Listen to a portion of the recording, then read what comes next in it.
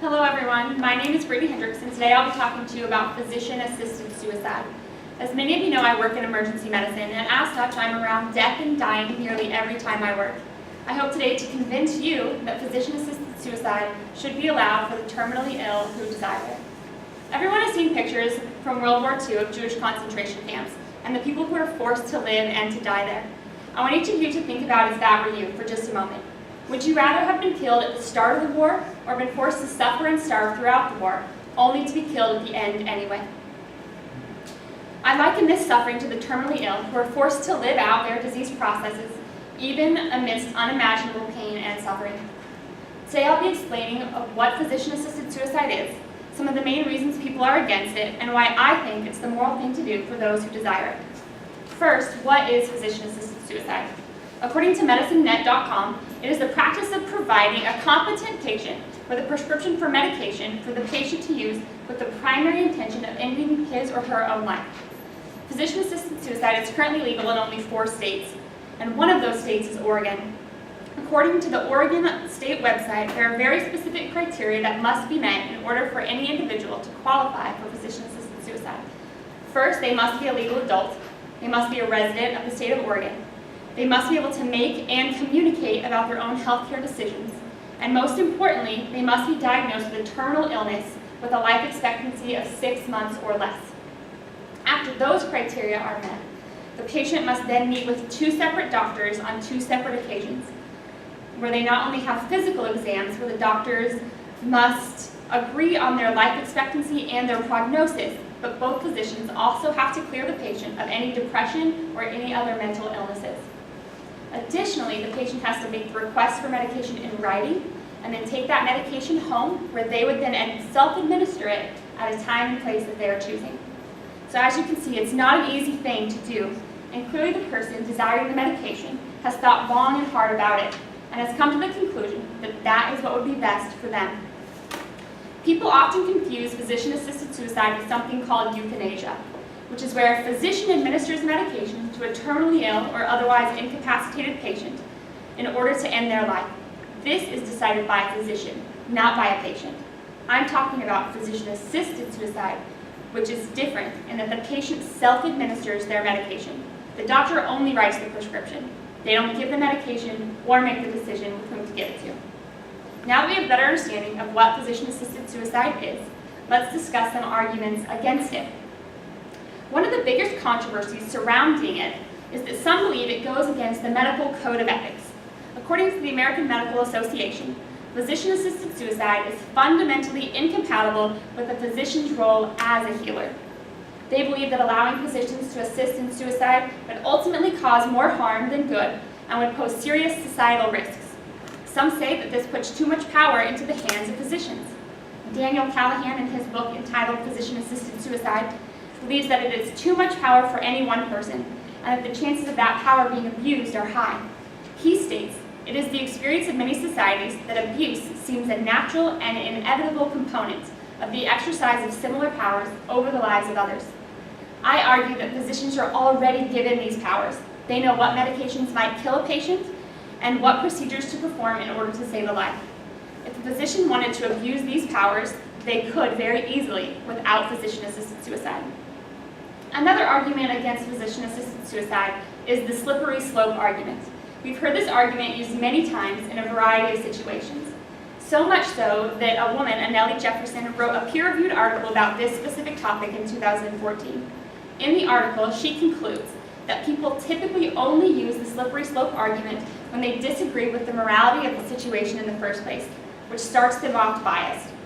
Just because 2 things share a vague boundary doesn't mean that there is no difference in their morality. The slippery slope argument carries little weight due to its lack of scientific backing. One example frequently used is shown by Arthur Dyke in his article entitled Morality and Moral Controversies. He begins by talking about neo-Nazi Germany and states that doctors there were forced to euthanize people. At first, it just started out as euthanizing of the very sick, who they believed were better off dead anyway, and slowly over time grew to the mass murder of millions of people. He states, "Gradually the sphere of those to be included in this category was enlarged to include the socially unproductive, the racially unwanted, and finally all non-Germans. I argue that physician-assisted suicide suicide is not the same thing as euthanasia. We've discussed this difference, and physician-assisted suicide is a personal choice, and the medications are taken by the individual, where euthanasia is decided and administered by a physician. Now that we've discussed some of the cons, I'd like to talk about why I think it should not only be legalized in all states, but that it's morally acceptable to allow the terminally ill to have this choice. Did you know that people can choose what medication they take part in? For example, if you come into the ER and you need a blood transfusion to save your life, you can refuse it, even if you will die without it. I use this example because many people of the Jehovah's Witness faith do not believe in receiving blood products. And as such, when they come into the ER needing a transfusion, they refuse that procedure, which often is the cause of their death.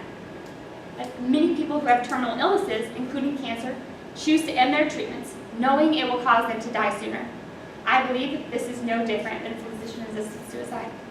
Many doctors who are against physician-assisted suicide because they believe it goes against the physician's moral code of ethics still have to respect a patient's choice to refuse any medical care, even if it will end their life. If a person can choose an early death by withholding medical care, why can they not choose death through medical care?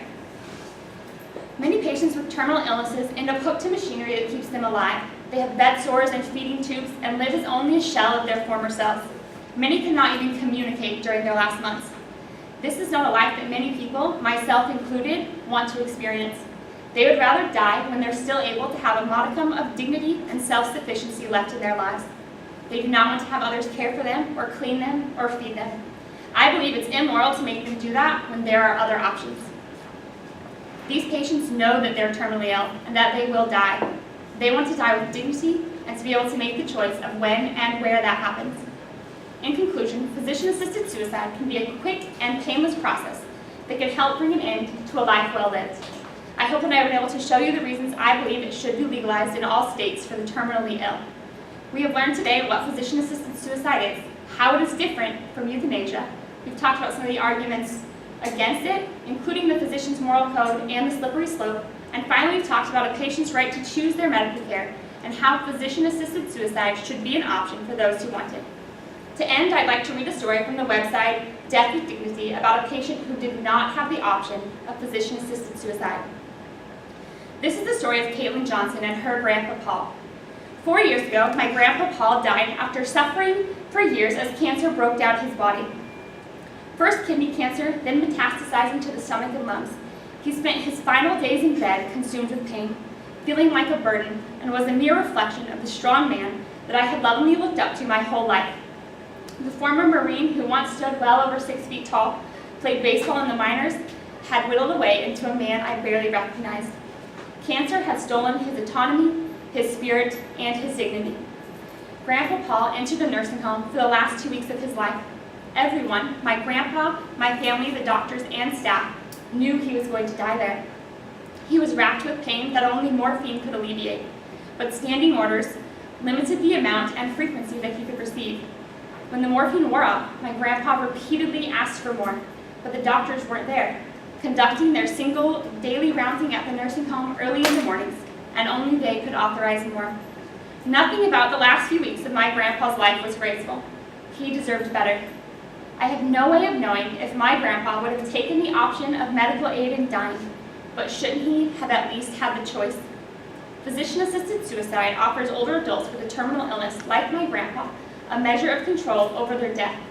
It offers them the chance to remain autonomous, die gracefully, and without any pain or suffering.